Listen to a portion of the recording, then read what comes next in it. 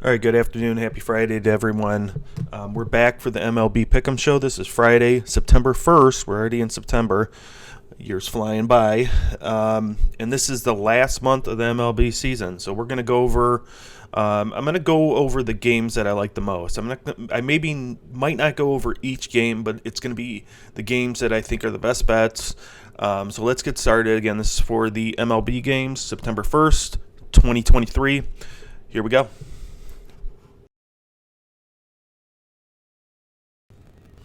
All right, the first matchup I want to highlight is the Miami Marlins going up against the Washington Nationals. Yuri Perez on the mound for the Marlins. Jake Irvin for the Nationals. I'm going to take the Nationals on the money line on this one. I think, like how I've discussed before, it's just a good risk reward to take the Nationals. You got to do this in baseball games in order to really capitalize on the plus money. So you're getting plus 150 to take the Nationals on the money line in a game that is essentially a toss up. These two pitchers faced each other and faced the opposite team in their last start. Both of them pitched well, so I thought about the under as well, but it's rare that the same type of matchup occurs twice in a row where both of these guys are going to pitch a gem in this one. So I take the Nationals in a toss-up game, a 50-50 game where you're getting plus money with the Nationals. And Yuri Perez does pitch better at home, so he's on the road now. So look for him to maybe not stumble, but just not have as good of a game as last time. And the Nationals win this one. I think it's worth the risk. I think it's worth the value that you get. So I take the Nationals on the money line. In the second game we're going to look at, we got the Seattle Mariners going up against the New York Mets. Logan Gilbert on the mound for the Mariners. Kodai Senga on the mound for the Mets. Looking at this game, you got to, at least I have to go with the hotter team. And the hotter team, without a doubt, is the Seattle Mariners. They've been playing really, really good ball, doing the same thing that they did last year down the stretch, which is win games and get themselves in the playoffs. So I like Logan Gilbert. I like what he's been doing on the mound. He's been pitching really, really well, not giving up a lot of runs, not giving up a lot of home runs, striking out guys. I believe he had 10 strikeouts in his last outing. Now, Kodai Senga, on the other hand, is a good pitcher as well. He pitches good at home. He's been pretty much the Mets' best starter this year. So, not to take anything away from Kodai, I just think the Mets are shambles right now. And I think when you're getting plus to even money with the Seattle Mariners, which is the hotter team with a good pitcher on the mound, you got to go with that. So I would go with the Seattle Mariners at close to even money on the money line.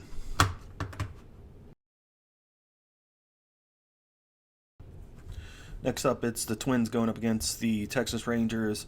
Joe Ryan on the mound for the Twins and Max Scherzer for the Texas Rangers. This isn't my favorite game on the slate, but I'm putting it on here.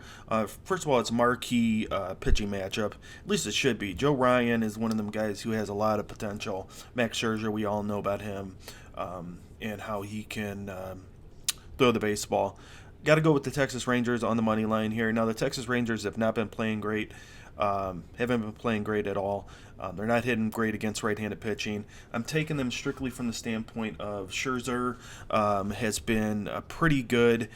He pitched a game against the Minnesota Twins last his last start, and he pitched well. Now, Joe Ryan did the same thing. But Joe Ryan was at home. He pitches much better at home than he does on the road.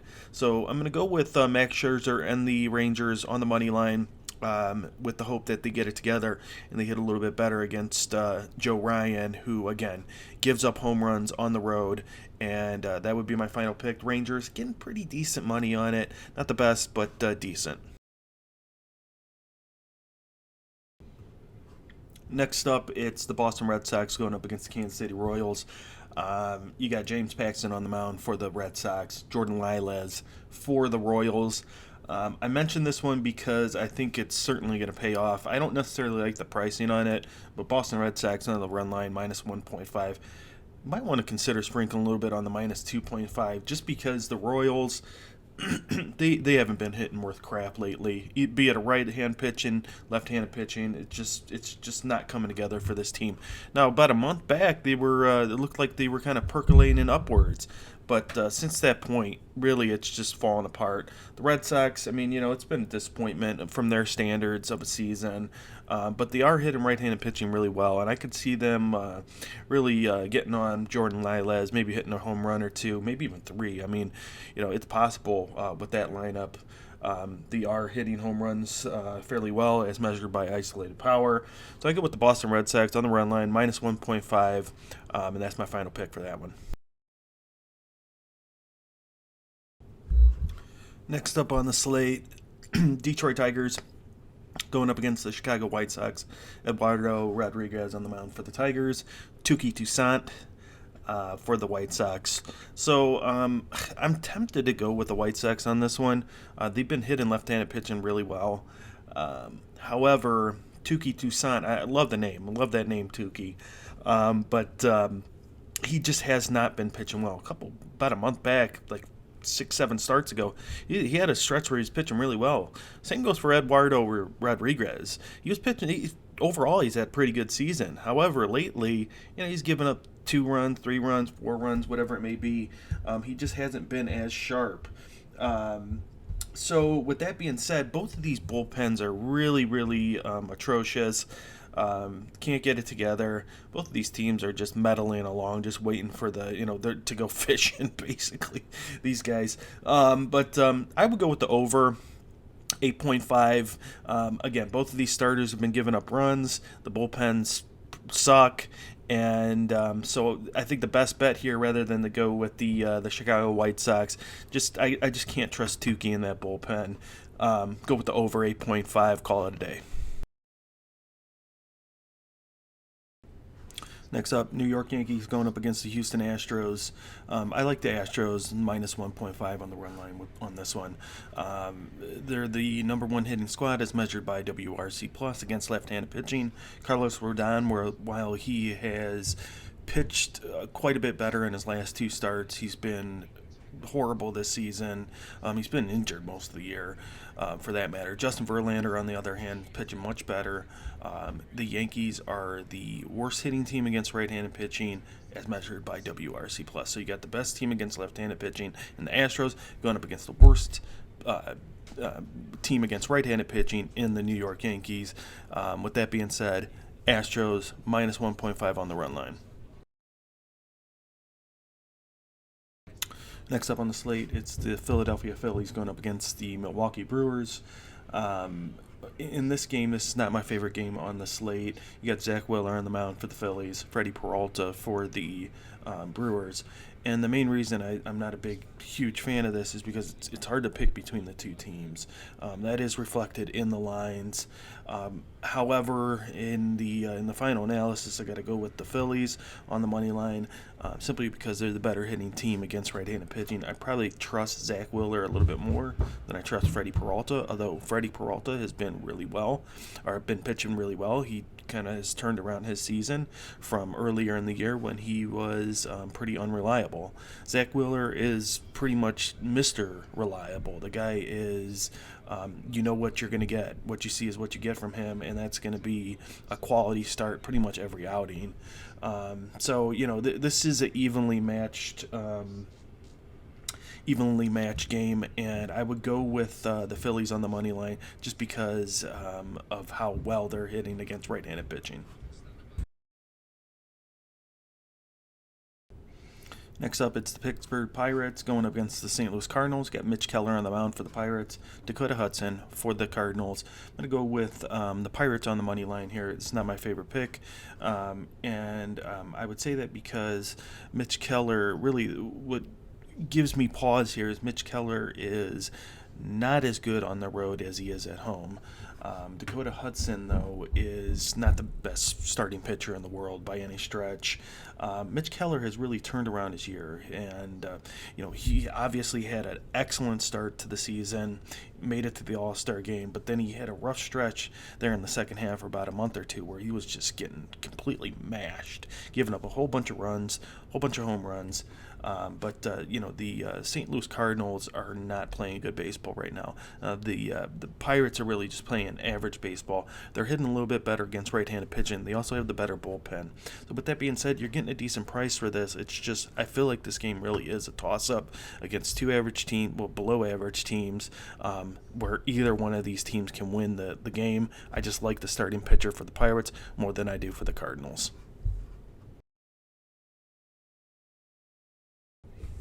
Next up, it's the Toronto Blue Jays going up against the Colorado Rockies in a game that I don't love either. Hyun Jin Ryu on the mound for the Blue Jays, and Chris Flexen on the mound for the Rockies. The reason why I don't love this game is because I don't trust either one of their offenses. I know Toronto might masquerade as a decent offense. They haven't been very good, especially since Bichette, and in fact, I'm not sure if he's still out of the lineup. But this team is hit or miss. I mean, the one game they could score 10 runs, the next game they're scoring 0 runs, and the next game after that they're scoring 2 runs. Game after that they're scoring 8, and then 1, and then 2, and then 3, and then it's just I don't trust Toronto at all. But obviously, I don't trust the Rockies either. So I'm going to go with the under 12.5.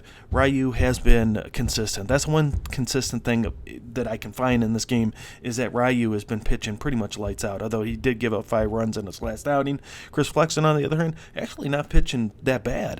That's another reason why I kind of lean towards the under. It's not my favorite, but I'm going to go under 12.5 in the Blue Jays versus the Rockies. All right, next up, it's the Los Angeles Angels going up against the Oakland Athletics. Patrick Sandoval on the mound for the Angels. J.P. Sears for the Athletics. I was tempted to go with the Athletics on this one. Their bullpen has been a little bit better than the Angels, and they are hitting left-handed pitching quite well. Patrick Sandoval is really solid left-handed pitching, and that's the reason why I'm going, or left-handed pitcher, and that's why I'm going with the Angels. I'm going to take a shot with them. Again, this is one of them games where you might be best served to sit it out. I don't like this matchup. Again, because I think it's a trap going with the Oakland Athletics on the money line on this one. Even though you're getting plus money, I think it's worth it. Or I think the best bet, and who I think is going to win the game, I think it's going to be the Angels that win this game. I think Patrick Sandoval is better starting pitching. I don't think the Athletics are going to hit him well. If you look at his stats against the Oakland Athletics, the Athletics haven't hit Patrick Sandoval. So I'm going to go with the Angels on the money line. Not my favorite pick. Stay away from this one. Not going to bet this one, but if you were, I'd take the Angels on the money line. Next up, we got the Baltimore Orioles going up against the Arizona Diamondbacks. You got Cole Irvin on the mound for the Orioles and Zach Davey for the D-backs. I'm going to go with the Baltimore Orioles. I'm going to take them on the run line, minus 1.5. Cole Irvin is not my favorite starter. Zach Davies is definitely not my favorite starter. Zach Davies has not been great. Now, Arizona, they've started to get it back together. Now, they got swept by the Dodgers. I don't trust this Arizona team, to be quite honest. With that being said, their bullpen, who would seem to be, I think it was kind of, they were masquerading as a better bullpen, but they've gone back to the mean, and they're stinking it up again. Now, Baltimore has a better bullpen. I think they got the better starter on the mound, although he don't have that great of a sample size on Cole Irvin. So is this game my favorite game on the slate? No, it isn't. But I would take Baltimore on the run line, minus 1.5, plus money, and I think that's probably your best value for that game. Second to last game on the slate, it's the San Francisco Giants going up against the San Diego Padres. Tristan Beck for the Giants, Michael Wacha for the Padres. Wow, Michael Wacha, this guy's pitching like it's like 2015. You know, this guy was with the St. Louis Cardinals for a bunch of years. Had a couple good years, a couple good seasons with them, but then kind of just faded away into the sunset. And I thought this guy's career was over with. I thought he was hanging up the cleats, but he's come back with the Padres this year and had a pretty good season. He's pitched lights out at home. I'm going to go with the Padres. I'm going to go with them on the run line minus 1.5. This Padres team, major disappointment. They've not been good this year. They just, they've stinked. The Giants, on the other hand, they're doing what the Giants do. They find a way to win baseball games, but not this one. Not this one. They got Tristan back on the mound. What he is he's a long reliever. This is a bullpen game for the Giants, the Padres. I think they're fighting for respect. Now, have they been achieving that level of respect up to this point? No, not at all. But they're trying to do it, and I think they'll come away with this victory. I think they need this victory. I think they need to basically win 95% of their games in the month of September to have any chance towards a wild card spot. So look for the Padres to win this one on the run line, minus 1.5. Get that a nice plus money, and that's the reason. I mean, trying to seek value, that's where it's at in this game.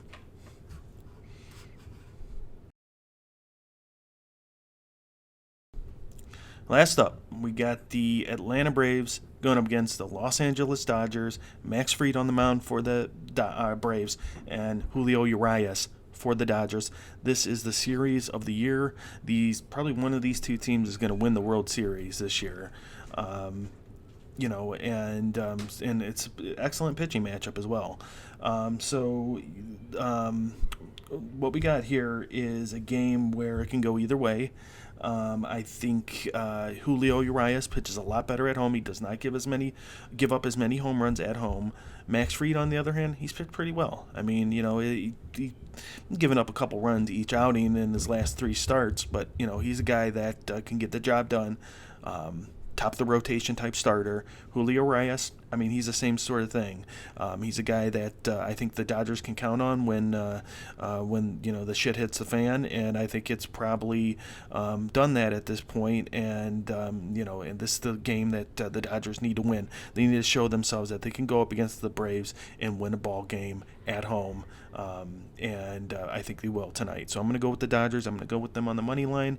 The Atlanta Braves are better against right-handed pitching. Now, they hit right-handed pitching or left-handed pitching about even, and they crush both, but they're better against right-handed pitching, especially with the power numbers. So I'm going to go with the Braves, I'm going to go with the Dodgers. I'm going to go with them on the money line, get plus money with the Dodgers at home. Doesn't happen too often, so let's go ahead and go with them on the money line. All right, that's it, folks. That's the show for the day. Thank you again for listening. Please think about subscribing to the channel, man. I need some subscribers. There's a lot of work, but again, I chose to do it. But think about liking that video, subscribing. I already said that. Hitting that notification bell, and we'll see you next time. Bye-bye.